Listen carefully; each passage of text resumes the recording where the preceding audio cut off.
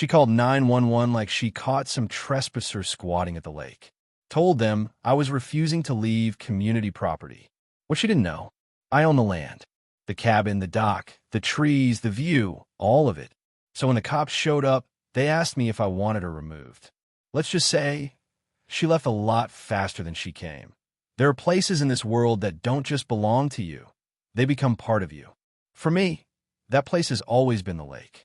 My cabin sits on the north bend, tucked into a patch of tall pines that sway like sentinels whenever the wind slides through. It's not grand, it's not modern, and it's never needed to be, because it was built for silence, for crackling firewood, morning mist off the water, and late afternoons where nothing moved except the sun across the dock. I didn't buy this cabin on a whim. I inherited it. My grandfather built it in the early 70s, hauling lumber himself, one truckload at a time, before the county even ran power lines to this side of the lake. He was a fisherman, a mechanic, and a man who believed in working with his hands and minding his own business. The kind of man who left behind more lessons than lectures. His philosophy was simple. You don't own land like this. You just get the chance to care for it, if you're lucky. And I was lucky. Growing up, summers meant being here, barefoot on the dock, gutting perch with a pocket knife I wasn't quite old enough to use, learning how to skip rocks farther than my brother. My dad brought us up every year without fail. No television, no phone service, just a worn deck of cards, a backup generator, and the sound of loons echoing across the water at dusk. When I got older and life started moving faster, school, career, city living, the lake became my reset button. I come up during long weekends, stock the fridge with bacon and black coffee, and exhale all the stress I didn't realize I was holding. This cabin, this lake, this patch of forest, it was my refuge. And it was mine. The paperwork said so too. The land parcel wasn't huge by acreage, but it wrapped in a crescent along the northern shoreline. It included the cabin, the dock, the dirt road leading up through the woods, and, most importantly, full private ownership of the waterfront. The deed filed decades ago was ironclad. No encumbrances, no easements, no HOA. Because back then, there was no HOA. There weren't even neighbors on this side of the lake. Just a few older fishing cabins scattered across the far shore, mostly boarded up, some passed down, some forgotten. That changed gradually, like water creeping over dry leaves. It started when a new developer bought up a long stretch of old farmland south of the lake and began parceling it into premium lake-adjacent home sites. The kind with brochures promising serene lakeside living and exclusive access to nature. They were careful not to promise lake ownership because they couldn't. They didn't have it. Still, the homes came fast. First 5, then 15. Then over 30 properties stretching around the southeastern bend, all inside a freshly formed neighborhood called Pine Hollow Preserve. Along with the new homes came something else, the HOA. At first, it didn't matter. I wasn't in their neighborhood. I didn't use their roads, their amenities, or their shared beach access.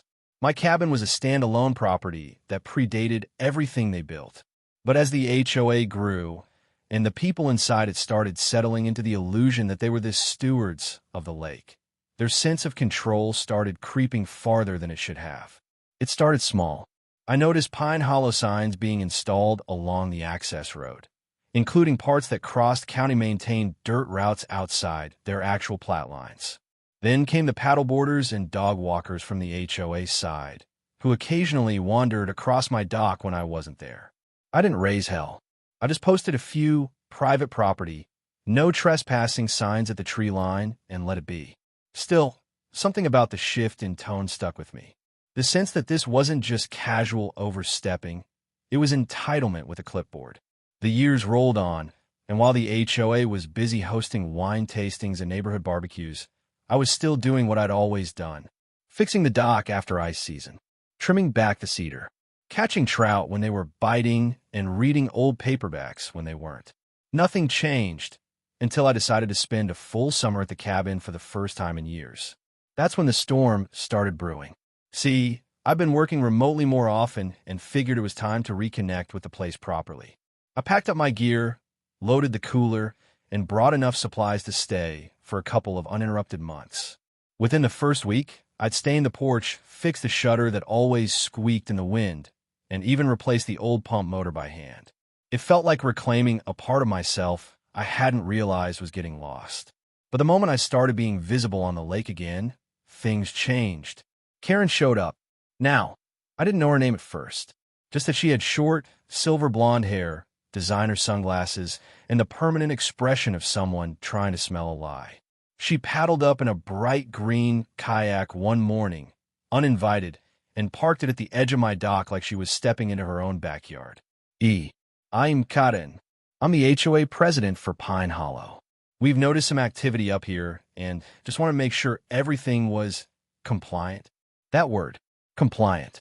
It tasted sour, even coming from her mouth with a smile. I stood there, coffee mug in hand, flannel shirt rolled to my elbows. Compliant with what?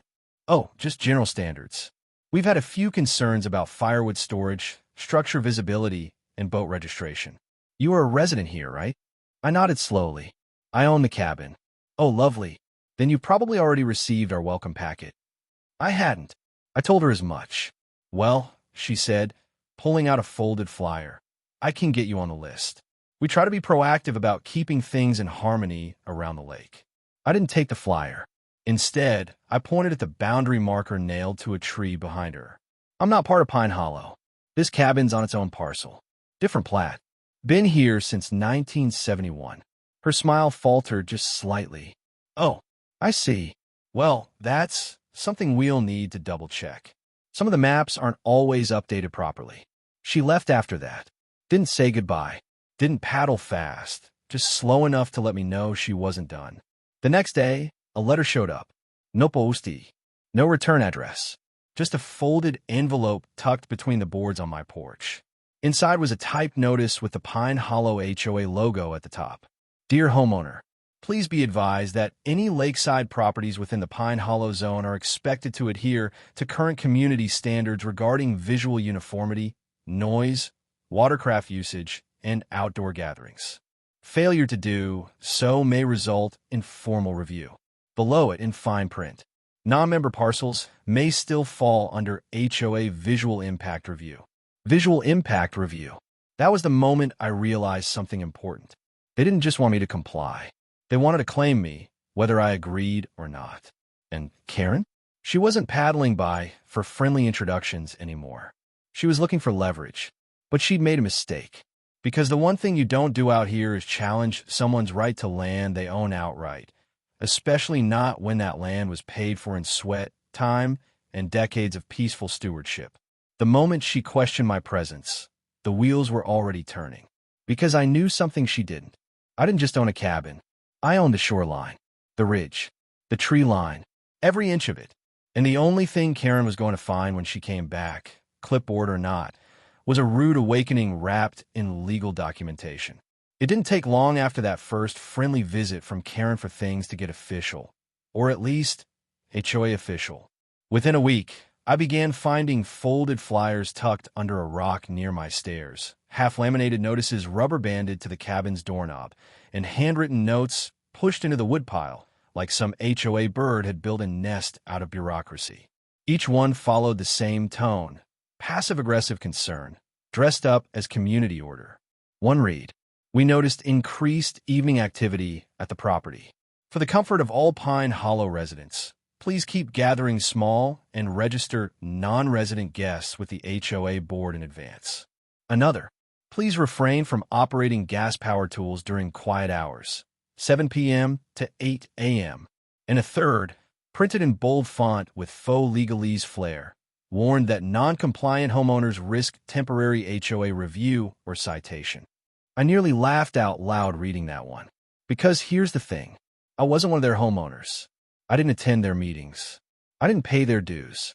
I wasn't part of their plan development. The cabin stood on a separately platted parcel with no shared roads, no easements, no overlap. Still, the flyers kept coming. At first, I ignored them. I didn't see the point in picking a fight with people whose only weapon was a formatting template. But then came a Saturday afternoon barbecue. A few old friends, folks I'd known since high school, came up to the cabin for the weekend. We grilled ribs, drank cold beer, and tossed a football into the lake for my dog to chase. There was music, but nothing loud, just a playlist of blues guitar and outlaw country floating out of a Bluetooth speaker. No one got rowdy. No laws were broken. But apparently, someone didn't like seeing people enjoy themselves without permission. Because the next morning, I found a letter duct taped to the cabin door. Multiple residents have reported unregistered guests, amplified sound, and alcohol consumption near the water. Pine Hollow does not permit open gatherings without prior board approval. Continued disregard for community harmony may result in intervention. That was the first time they used the word. Intervention. It wasn't a threat. Not exactly. But it was close enough that I no longer found it funny.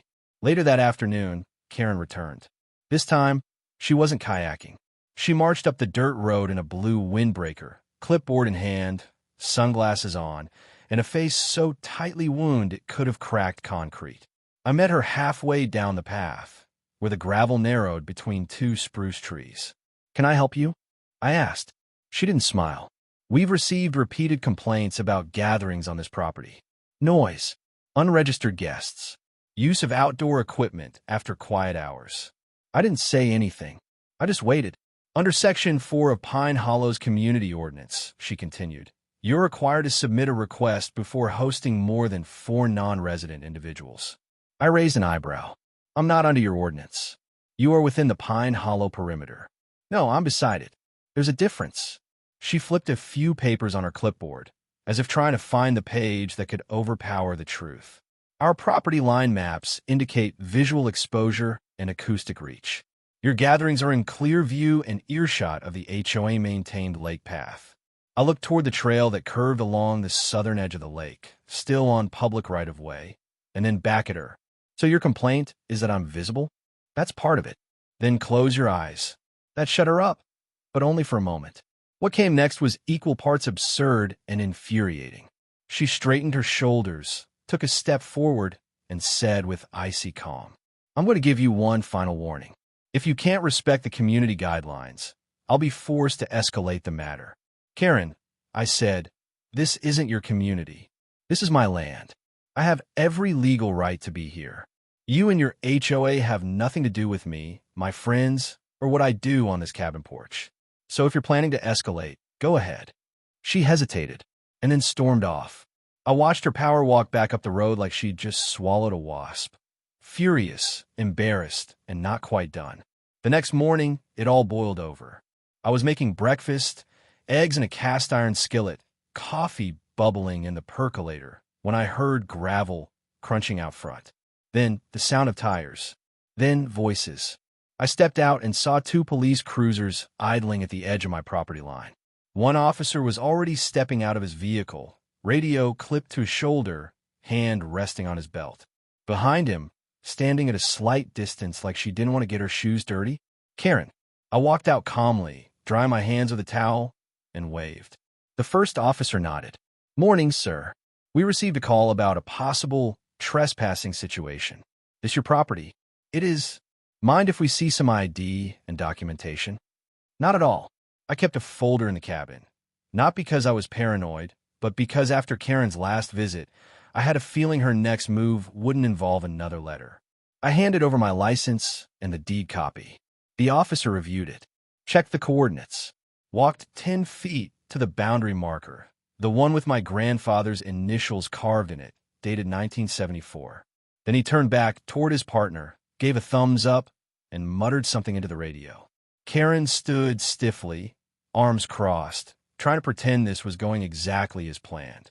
But it wasn't, because a few minutes later, the second officer walked over to her. I didn't hear all of it, but I caught enough. "Ma'am, this cabin is fully owned and not subject to any HOA restrictions. He's not trespassing. There's no violation here." Karen's voice was low, but I heard the urgency. "He's disturbing the community. He's on his own land. We've had multiple complaints. Complaint arrêté crime. But he refuses to acknowledge. That's because he's not required to." The second officer returned to me, handed back my ID and deed folder, and nodded. "You're good, sir. Sorry to bother you. We just had to respond." "No worries," I said. "Appreciate you being professional about it." He gave me a half smile, then turned to leave. Karen was already walking back toward the trailhead, shoulders hunched, phone in hand, like she was drafting her next version of the story before it had even ended. After they left, I sat back on the porch and finished my coffee. Nothing about the moment surprised me. Not the police visit, not Karen's dramatic overreach, not even her insistence that the community had a right to decide who belonged and who didn't. What surprised me, and stayed with me, was just how easy it was for her to believe she could erase someone's ownership with a phone call. That's the real danger of power without proof. It believes itself immune to boundary lines. But boundaries are real, and mine are etched in survey maps, notarized with county stamps, and backed by every legal instrument she tried to ignore. She brought the clipboard. I brought the deed.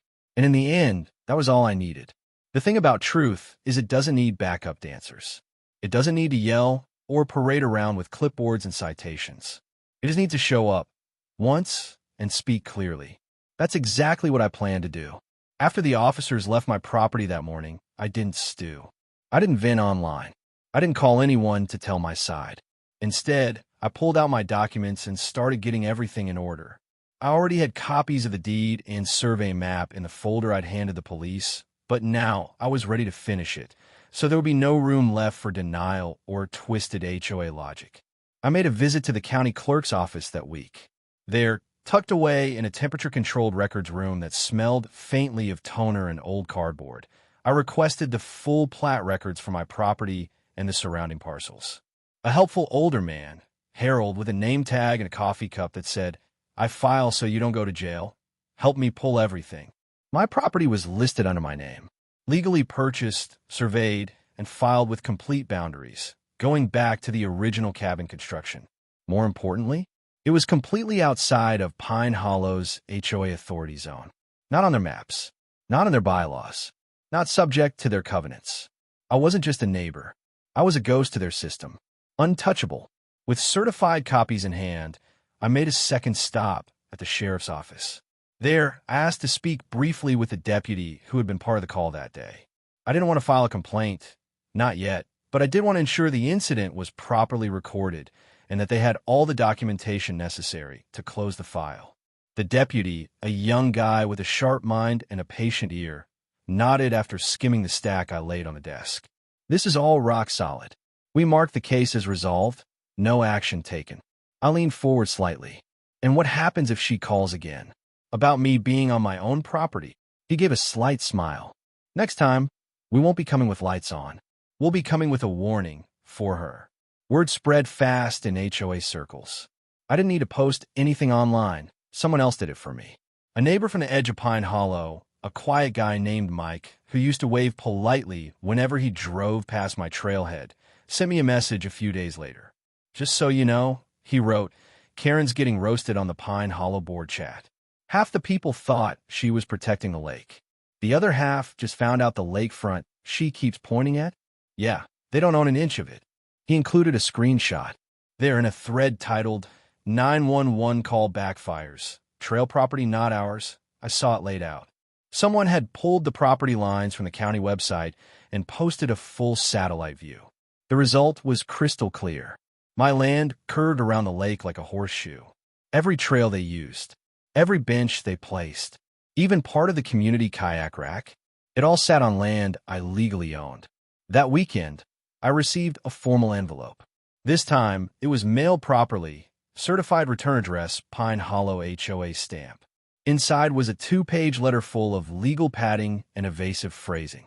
It read, in part, "Due to a recent misunderstanding involving enforcement of community standards near shared lake access points, we'd like to request a cooperative discussion regarding property usage and expectations."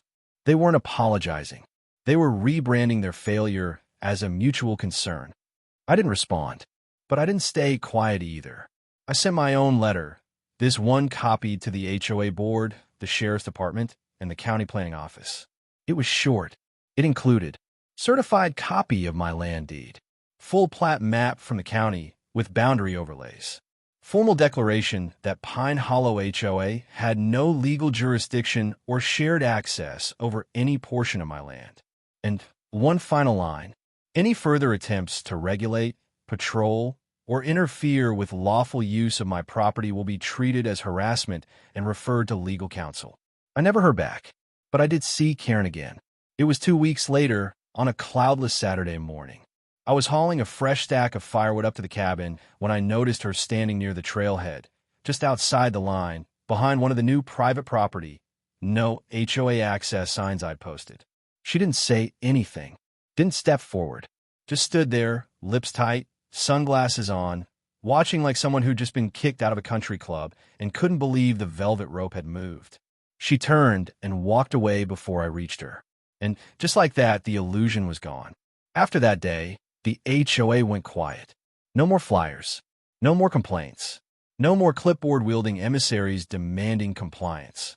A few neighbors, the reasonable ones, started waving again as they passed. One even stopped to shake my hand.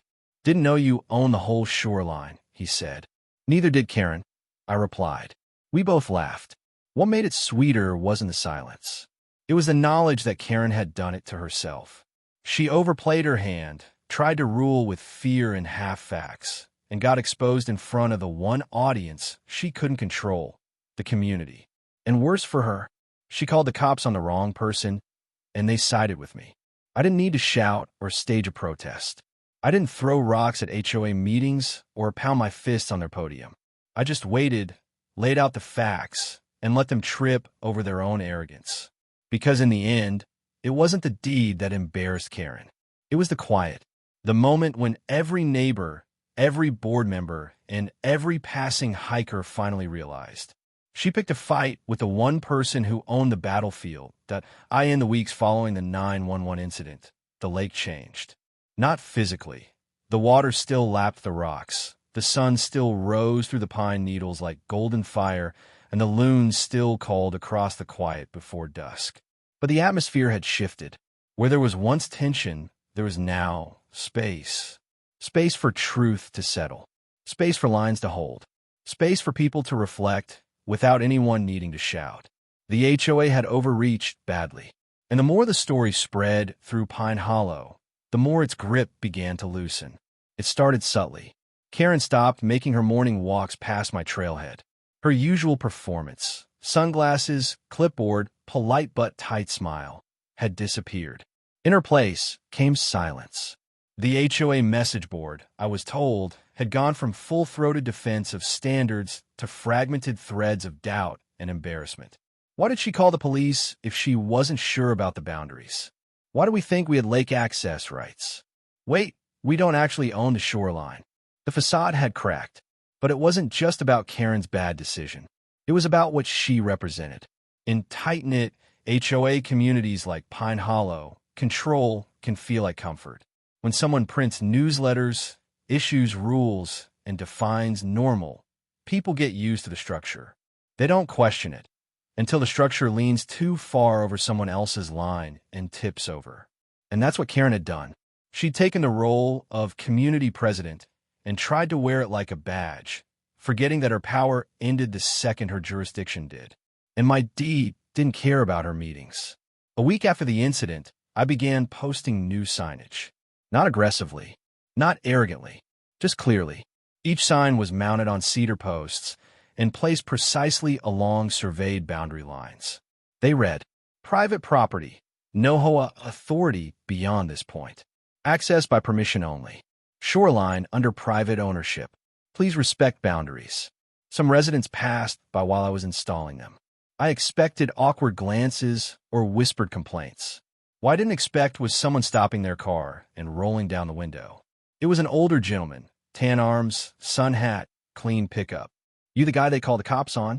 "Apparently," I said, wiping sawdust from my hands. He chuckled. "Well, looks like they picked the wrong one. Place looks great, by the way. Didn't even know it was all yours." He gave a respectful nod and drove off. No fanfare, just recognition. The days settled into a rhythm again. I cleared a new trail through the backwoods that looped away from the HOA trailheads entirely. I rebuilt part of the dock that had warped over winter. I even replaced the old porch swing chain that groaned under weight, something my grandfather always said he'd get around to. And nobody bothered me. No surprise visits. No HOA letters. No noise notices or visual harmony concerns.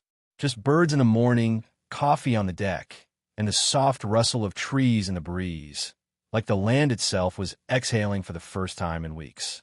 A few neighbors, the brave ones, actually came by. Not many, but enough to make an impression. One brought over a batch of cookies, said she was sorry for the trouble, and that not everyone agreed with how the board handled things. Another, a younger guy with 2 kids, asked if it would be okay to continue fishing near the public bend of the lake, away from the trail. "You've always been respectful," I told him. "That hasn't changed." He nodded and shook my hand. It wasn't about the lake. It never really was. It was about respect, something Karen tried to enforce with policies instead of practice.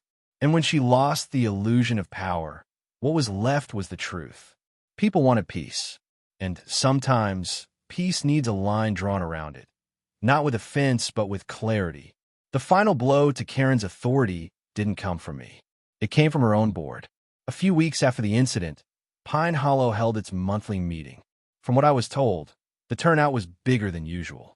Not just the regular wine and cheese crew, but a surprising number of new faces, young couples, quiet retirees, even a family that lived in the corner lot that always kept to themselves. Karen tried to open the meeting like she always did, smile, agenda, updates. But someone interrupted. Before we get into landscaping updates, they said, "Can we talk about what happened with the lake cabin?" Karen shifted in her seat. "That's not relevant to HOA business. It is when you made it HOA business." The room got quiet. Another hand raised. "Did you check the property lines before calling the police? Why did you say he had to follow our rules? Have we done this to anyone else?" They weren't shouting. They were asking, and asking meant they no longer believed. That was the beginning of the end. By the next meeting, Karen had stepped aside as president. Not fired, not publicly shamed, just done. She claimed personal reasons, but everyone knew. Her influence had dissolved the moment her fiction collided with my facts. And it had taken a single sheriff's visit to show the entire neighborhood who actually had the law on their side. As for me, I didn't host a celebration, didn't throw a freedom barbecue, or print a banner saying still not a member. I just kept living. But I did make one quiet change. At the edge of my property, where the Pine Hollow Trail once tried to snake too close, I planted a new tree, a slow-growing red oak. And next to it, I posted a small plaque, not to be read from the trail, just something for me. It said, "Lines matter, not because they separate us, but because they protect what's worth keeping." I still wave to neighbors, still chat with the fishing kid when he brings his dog past the public dock. But the difference now is that no one asks if I'm allowed to be here, because now they know, not because I yelled, but because I stayed, and because I owned the land before their rules, and long after their fear lost its teeth. In the end, Karen disappeared with as little ceremony as she deserved. There was no dramatic confrontation, no public outburst, no official apology, just a short email circulated through the Pine Hollow board. Due to personal obligations, I've decided to step down as HOA president effective immediately. I wish the board continued success in upholding community values. That was it. No mention of the incident. No reflection on a 911 call, the false claims, or the quiet embarrassment that had spread through the neighborhood like fog. She was simply gone, but her absence left something behind, something more important than any title. Clarity. Within 2 board meetings, the new leadership, a mix of younger residents and a few humbled former supporters, passed a policy update. No HOA rule or enforcement action shall extend beyond the legal property boundaries of Pine Hollow as recorded by the county assessor. No private landowner outside the HOA may be fined, cited, or otherwise contacted on behalf of the board. It wasn't flashy, but it was honest. And it was enough. For the first time in a long time, boundaries were recognized for what they actually were, not just lines on a map, but lines between rights and reach. As for me, I went back to what I'd always done, living. I spent mornings walking the shoreline, taking care of the dock, chopping wood, brewing strong coffee before the sun cleared the ridge. In the cabin, that quiet structure built by my grandfather, tucked under pine and sky, became something else entirely. Not just a place to stay, Not just a piece of family history, but a symbol of how sometimes the best way to stand up to noise is with silence, of how truth doesn't need to argue, of how dignity walks slowly but always arrives. A month after Karen stepped down, I hosted another barbecue. Nothing wild, just grilled food, a cooler of drinks, and the same group of friends who'd been there the first time, when that ridiculous flyer warned us about unregistered guests. This time, no one interrupted. A few neighbors even wandered over. One brought potato salad. Another handed me a six-pack and said, with a small smile, "Looks like we finally got the memo. You don't need permission to live on your own land." We laughed. We ate. And the lake, like always, stayed still and steady. That night, after everyone left and the embers burned low in the fire pit, I sat on the porch swing with a blanket around my shoulders and looked out across the water. The moonlight shimmered just enough to outline the dock. The trees were whispering. Not warnings, not complaints, just wind and memory passing through. And in that moment, I thought of my grandfather. How proud he'd be to know the land he carved out by hand still held, still stood, still resisted anyone who thought they could rewrite its story with a clipboard and a bad attitude. Peace isn't loud. It doesn't make headlines or need a round of applause. Sometimes, peace is just the absence of false authority. The sound of your boots on soil no one else claims. The feeling of neighbors waving not out of obligation, but respect. That cabin? It's not a monument, but it is a reminder that some things are worth holding the line for. That quiet defiance, backed by truth, always outlasts noise. If your HOA thinks they can call the cops to chase you off your own land, just remind them, you don't need permission to live where your name is on the deed. And when the dust settles, it won't be fear that wins. It'll be the facts. Because when you stand on what's rightfully yours, you don't need to shout. You don't need to argue. You don't even need to get angry. All you need is the truth and the patience to let it do its work. Karen thought a badge she didn't earn and a board she didn't answer to could override a title recorded in county records. She thought that silence meant surrender, that a cabin without a flagpole or cameras must be vulnerable. But land remembers, and so do people. So if someone thinks their rules mean more than your rights, let them talk. Let them bluff. Let them walk right up to the line, and then watch what happens when they try to cross it. Because when the law's on your side, and the land is under your name, the only thing that gets evicted is their illusion of control.